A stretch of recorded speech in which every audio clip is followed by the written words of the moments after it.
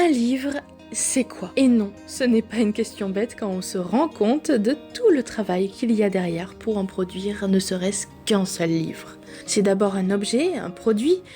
Pour qu'il le soit, il y a toute une conception, du texte à la correction, à la mise en page, à l'illustration, au choix du format, de la relure et ainsi de suite.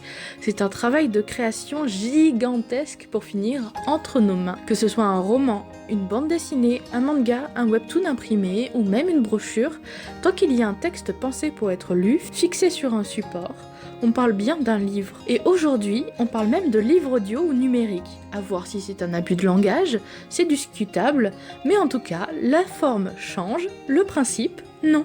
Et en France, ce n'est pas un objet commercialisé comme les autres. Le livre est considéré à la fois comme un bien culturel et un produit commercial. C'est pour ça qu'il existe une règle un peu particulière que trop de gens ignorent. Le prix d'un livre en France est unique. Le prix est fixé par l'éditeur et il est le même partout.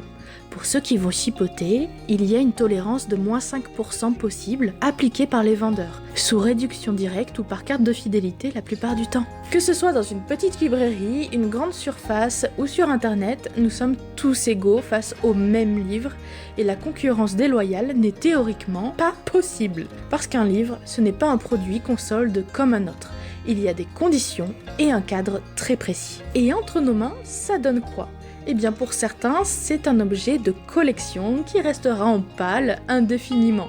Avec une belle couverture ou une édition précise, en tout cas, l'affection est là. Puis pour d'autres, c'est une expérience jamais figée, parce que le même livre, lu à différents moments de la vie, peut se comprendre différemment. La double et triple lecture sont davantage pensées pour les livres jeunesse, mais notre ressenti, lui, ne peut que difficilement être anticipé, parce que ce n'est pas le livre qui change, c'est notre regard. Un livre, c'est donc plusieurs choses à la fois. Un produit, une création artistique et une expérience. Et c'est pour ça, peut-être, qu'on s'y attache autant. Parce qu'au fond, un livre peut répondre à nos attentes les plus inattendues.